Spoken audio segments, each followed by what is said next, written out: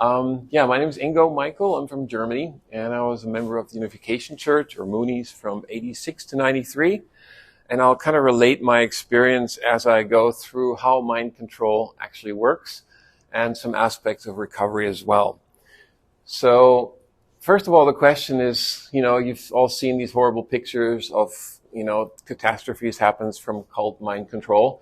Jim Jones, Jonestown, the mass suicide poisonings, 918 people died in 1978. David Koresh, the FBI standoff, and it ended up in them being burned to death and 86 people dying in 93, which is actually, funny enough, the year that I also left the group.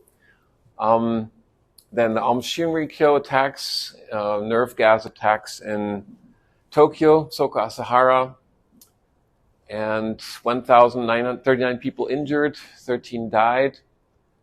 And then, of course, in New York, 9/11 attacks in 2001, 3,000 people died, numerous were actually injured. And the next thing, Unification Church mass weddings. I actually was supposed to go to one of those, but I didn't have a passport at the time because I was illegal in Germany. When I joined, I was scheduled to start my civil service in Germany, and I didn't attend because I had a more important mission to do, of course. So I couldn't attend that, luckily, otherwise I probably would still be in today. And what causes people to do these things? When I left, I asked myself, how did that happen to me? I mean, I'm an educated German guy. I went to German high school. I even watched the movie The Wave. Any of you seen that movie? Yeah. And that didn't protect me at all. Why? Because it doesn't explain how it works.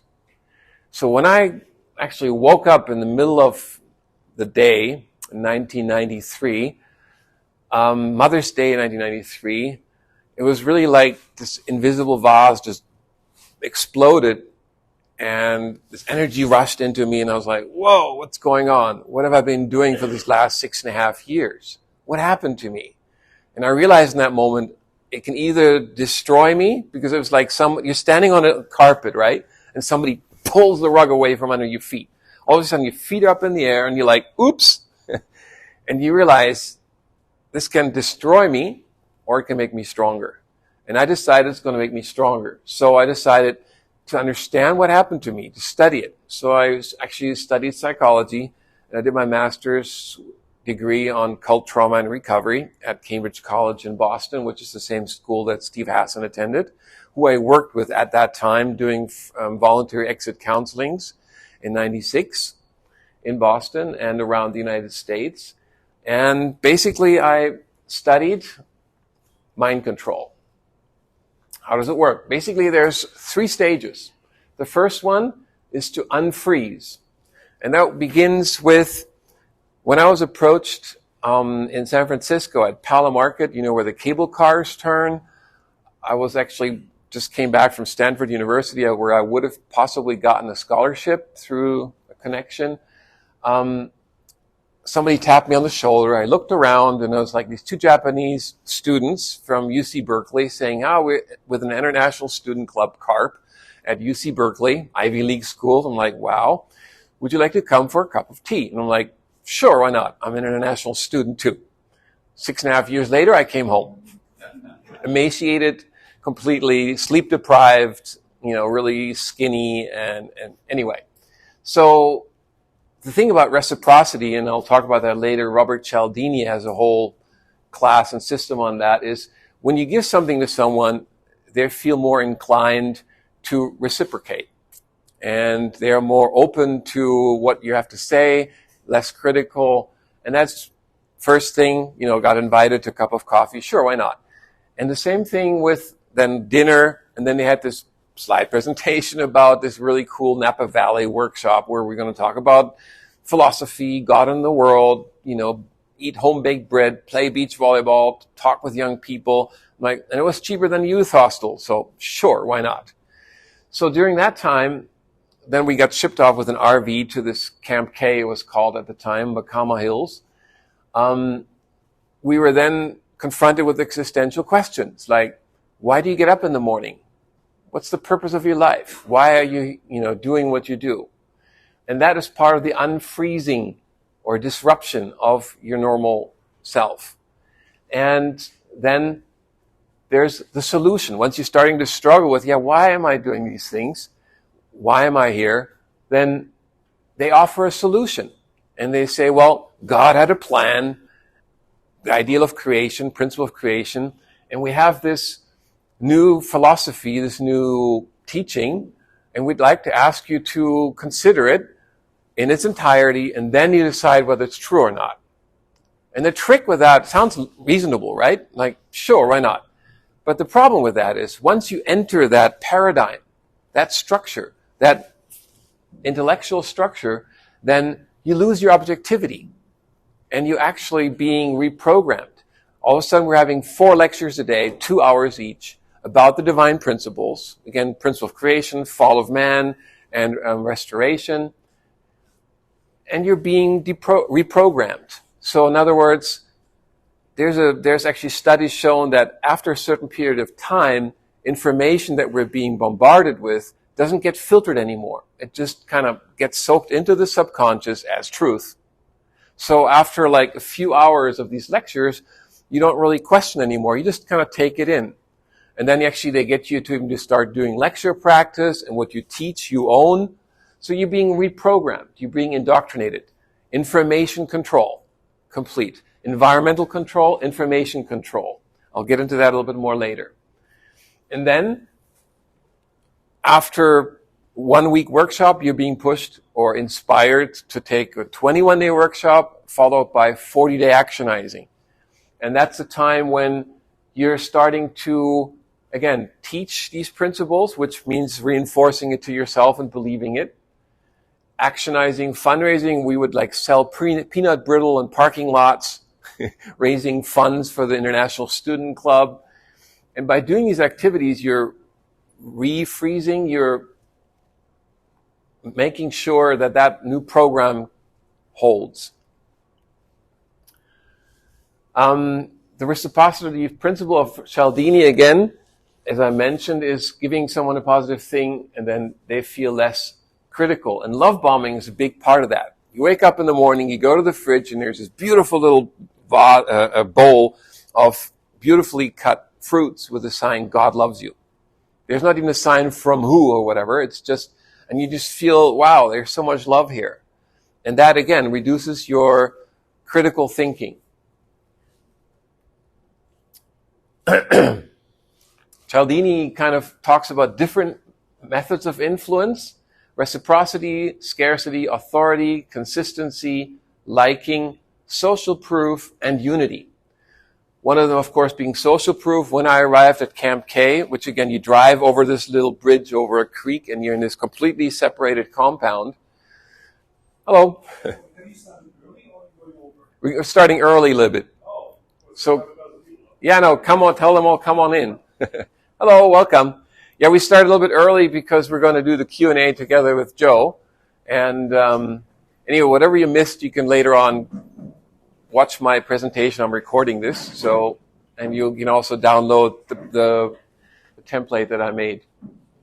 So the social proof thing here was, we drove with this RV into this really idyllic sort of Camp K, and there was like, 50 students or so coming back from New York from the Hanmadam Games. They had their own Olympic Games where they had top athletes competing and so on. They all had this really high energy, and they were really inspired and into this thing. So the social proof was there. There was unity. We would stand in the circle holding hands and sing, "We are the world," right? With people from all different races. And I just started crying like, wow, I found my family.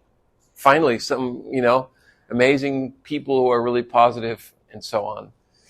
So,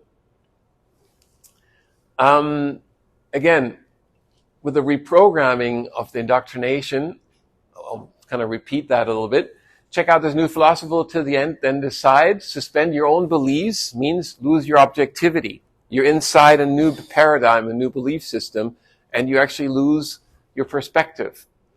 And then they ask questions like, what if it's the truth?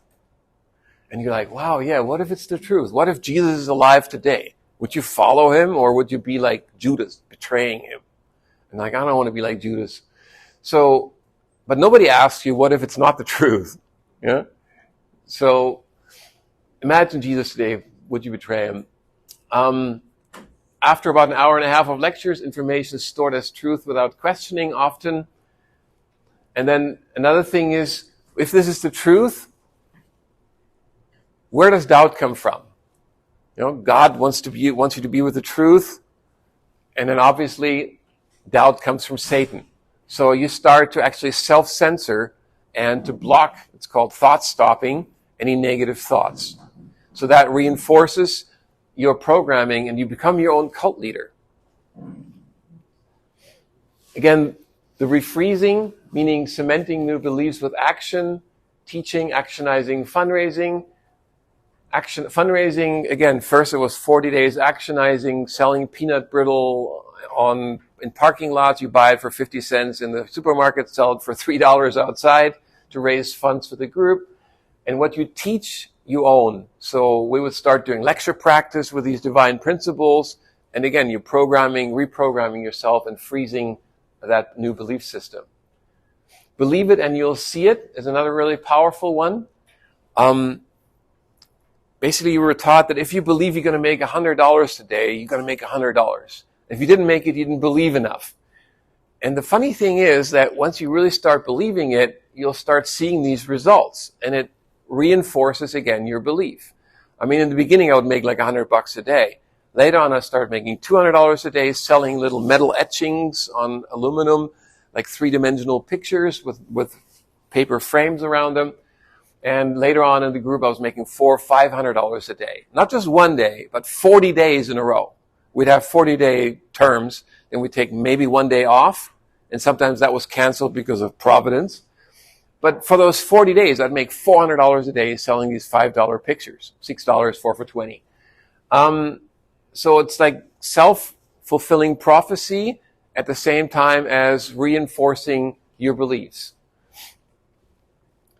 Doubt is, again, thought stopping, and also they're using reverse psychology. So at some point, when you're struggling, I remember my central figure or cult leader, direct leader, would come and he'd stick stuff like $100 in my pocket. Go ahead, go back to Satan. Go back to Germany's, commit spiritual suicide. Reverse psychology, telling you the opposite of what they want you to do. And you're like, oh no, I don't want to leave, please let me stay. And again, where does doubt come from? Not from God, obviously from Satan. Loaded language, again, I'll talk about that in terms of Lifton.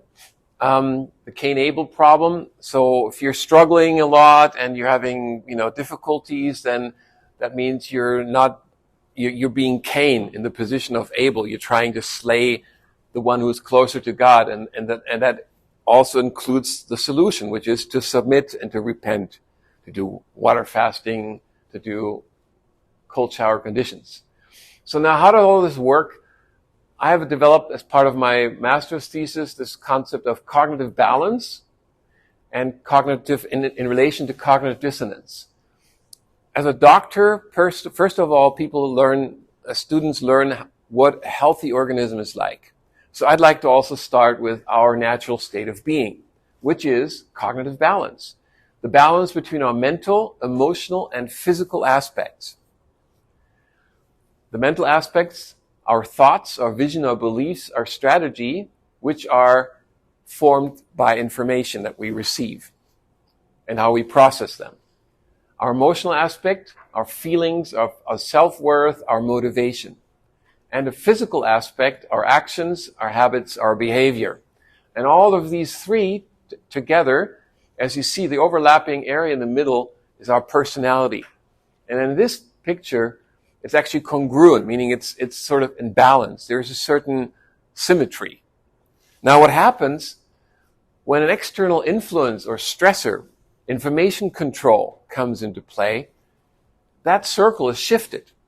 And as you can see, this area here changes, right? Our personality.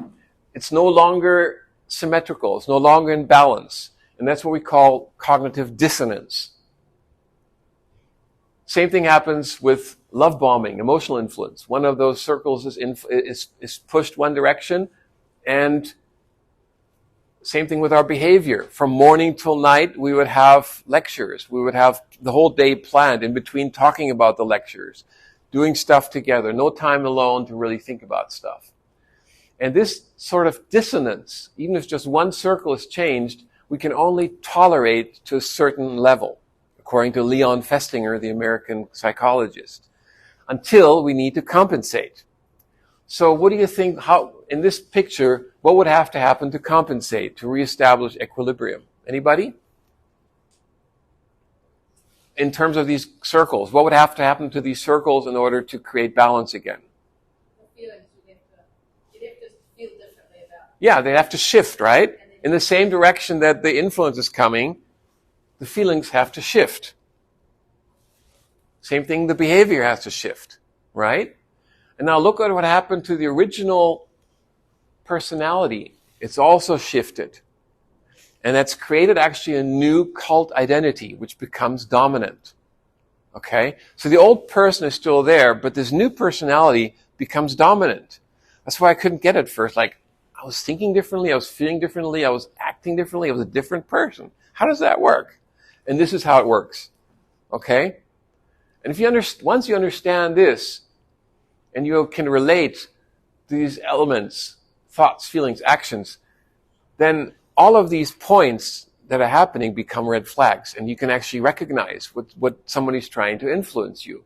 If this was taught at school, I bet there'd be a whole lot less manipulation and mind control of students in cults. So this new cult identity is dominant, and for me that was 6.5 years I was like that. There's a new sort of equilibrium, a new sort of balance, but there's still some tension because the old one is still there. The result, I kind of made this up with AI.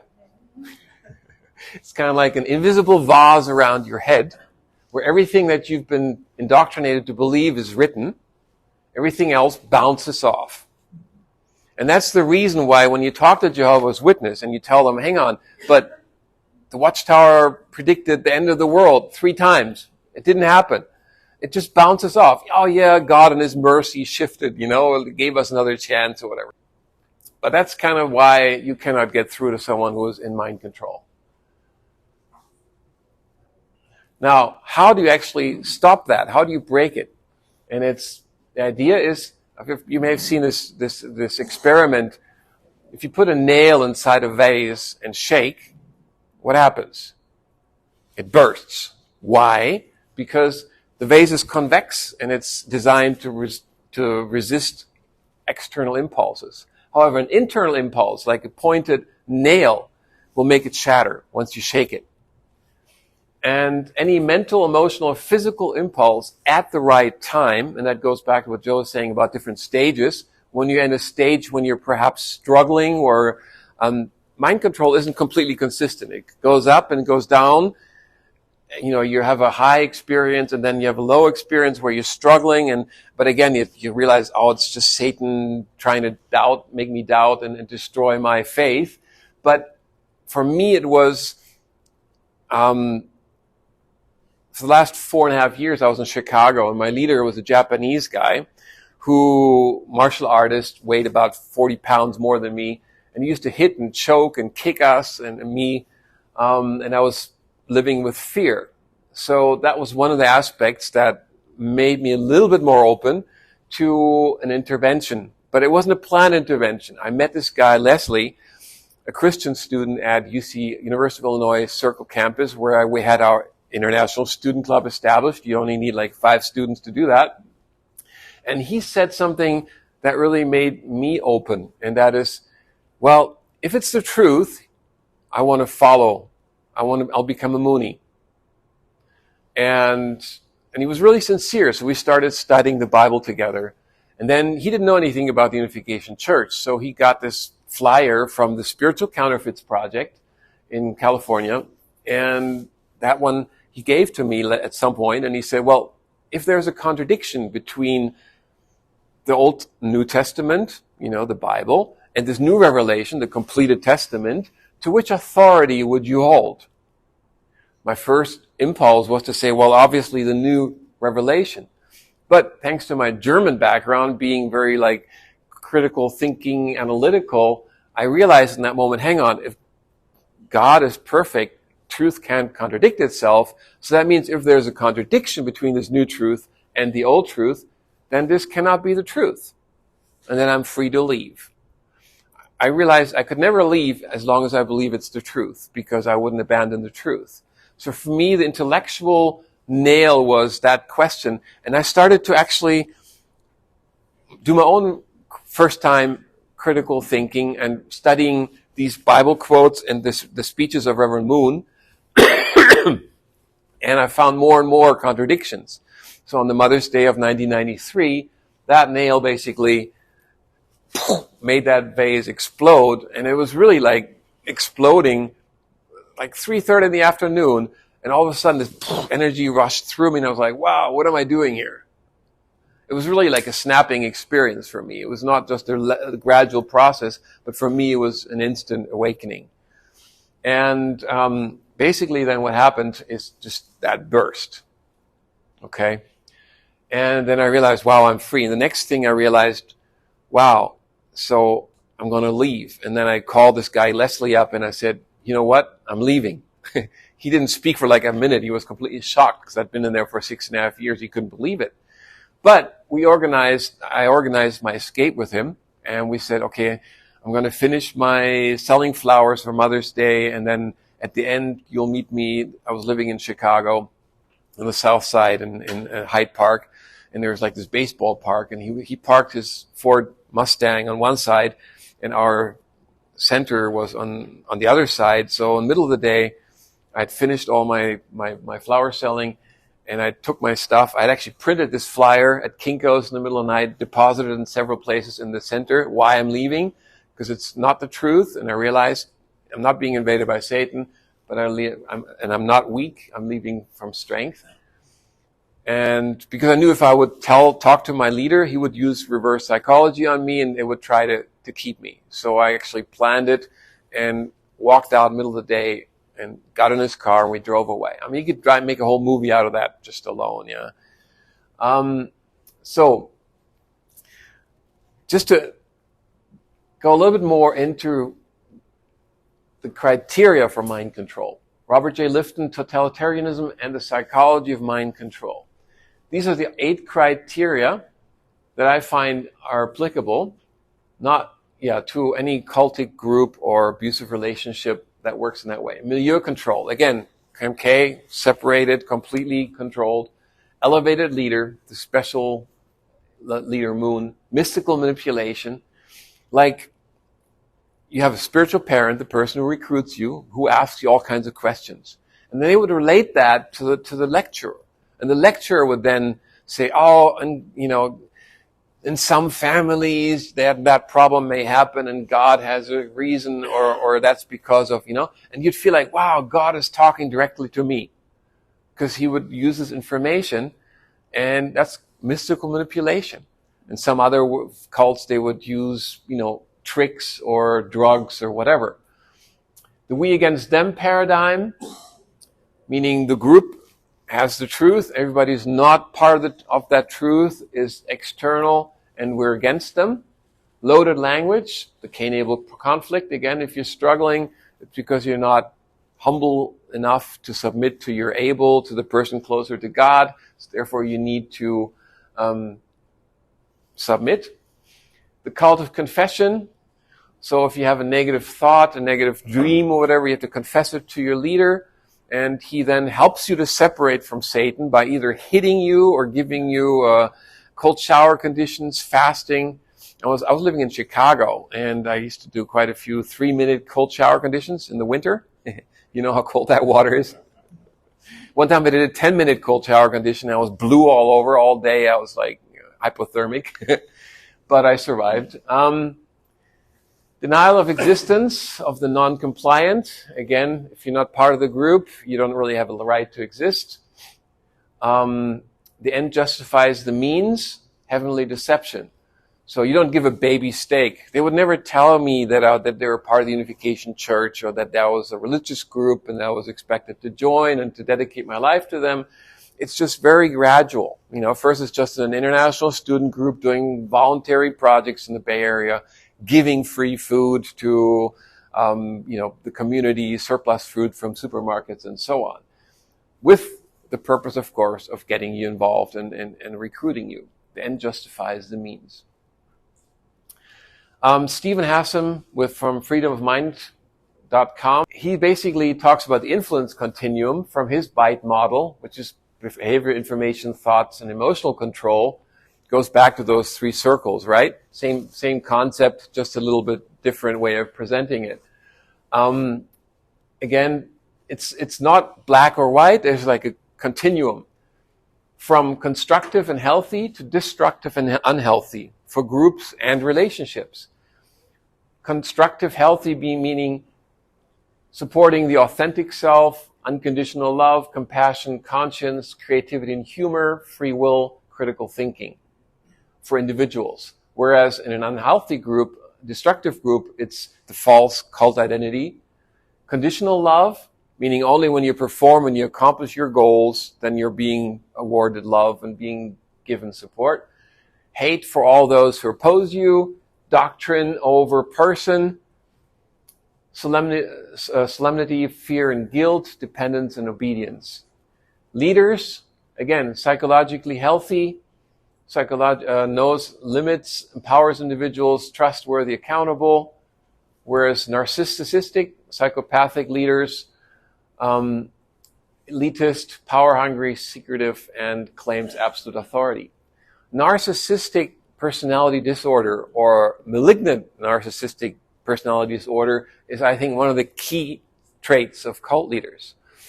I'm not sure if you're familiar with narcissism. There's a story about this Greek Narcissus who sees himself in a pool reflected, falls in love with his own image.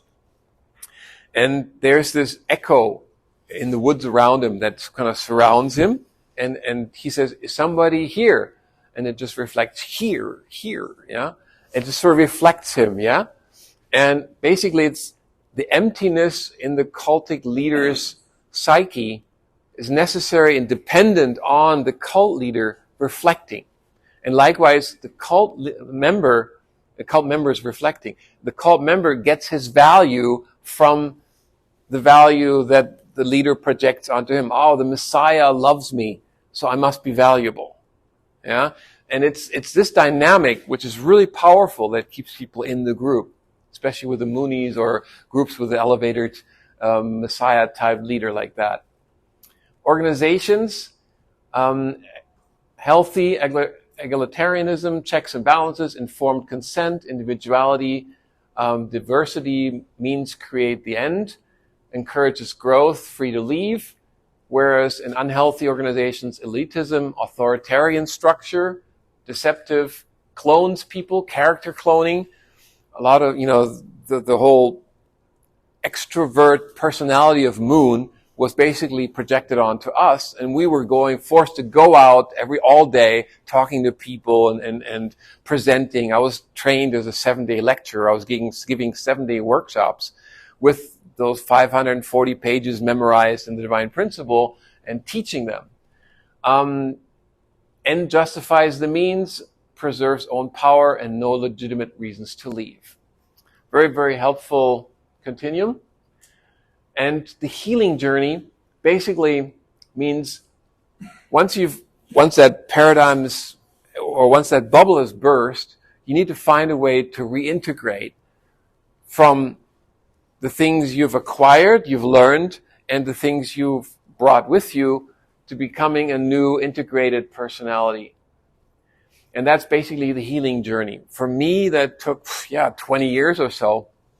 And I, again, studying psychology was part of that for me, writing my master's thesis on it, giving lectures like this at universities around the United States and Germany, and also trying to help people get out of the group. I was doing exit counselings with Steve back then, voluntary ones, which was the hardest thing I've ever done, by the way, because, I don't know, you may have had that experience when you talk to someone in a cultic organization.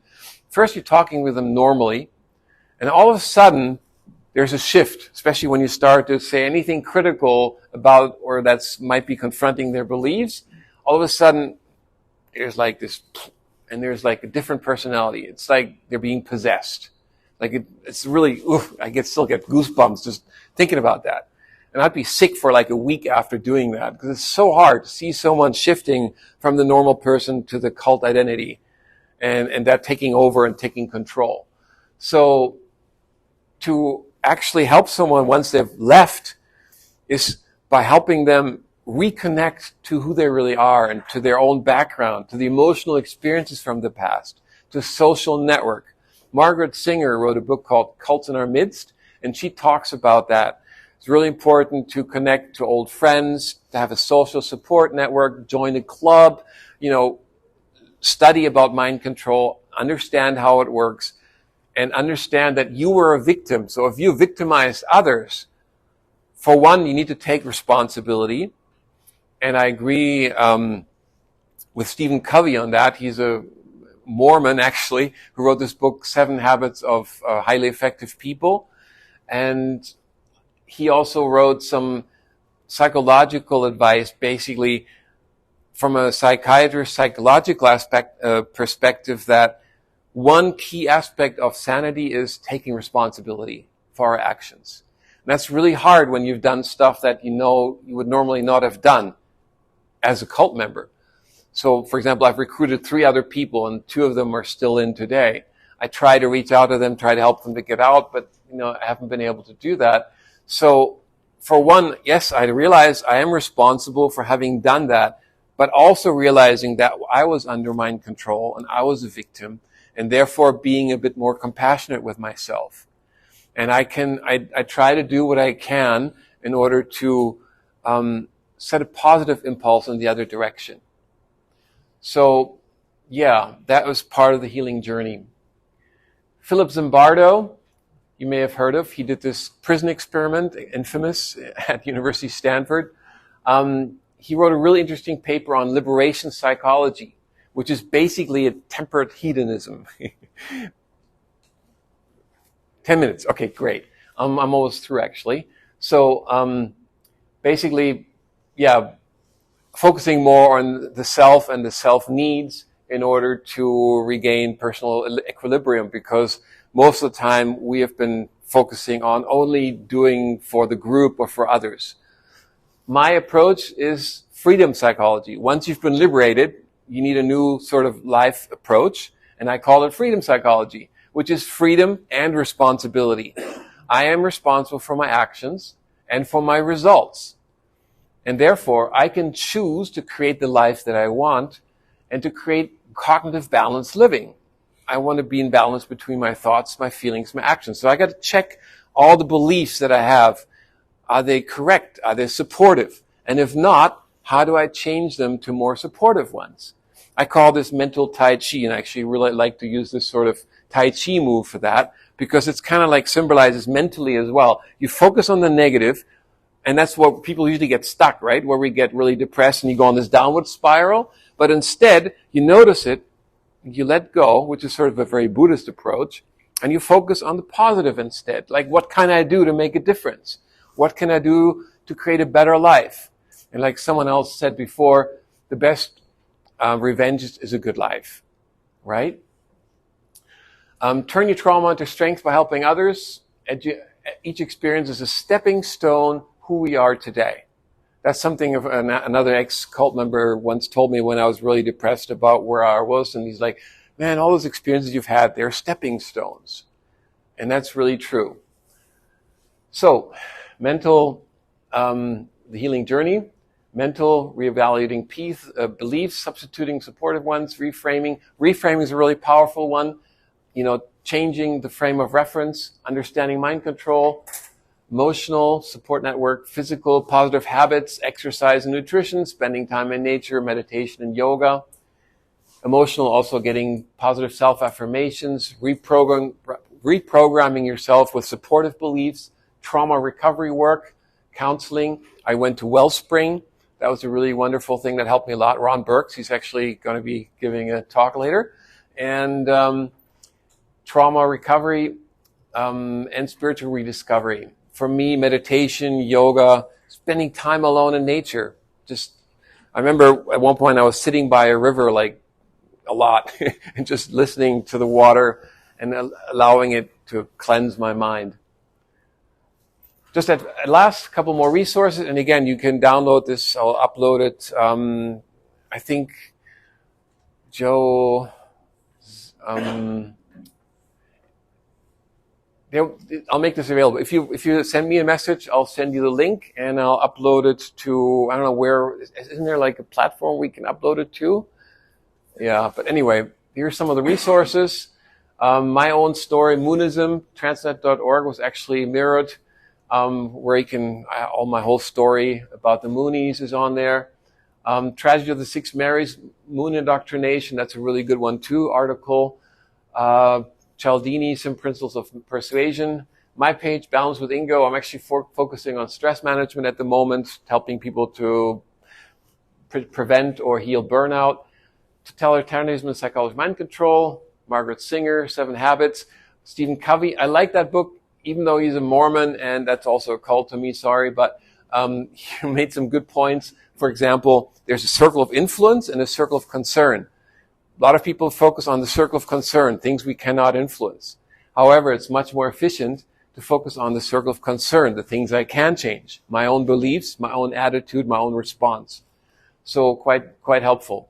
Brandon Bass, The Journey, that's a kind of visualization, very powerful. I went to her workshop in Australia. That was a really, really powerful thing. Ask me later. I'm going to stop now. The Rain Meditation, centerpoint.com. These are some audio things that I found really helpful. Music therapy with headphones. And if you ask me, I'll send you a link. I did a Mixcloud mix on that one, where you listen holosync synchronization of your left and right brain. You only hear rain and Tibetan sound bowls, but it's really, really powerful. Return to Spirit Lands, Garden of the Gods, Into the Light. These are some of the music albums that have really helped me a lot on my journey. And that's it for right now. So thank you very much. And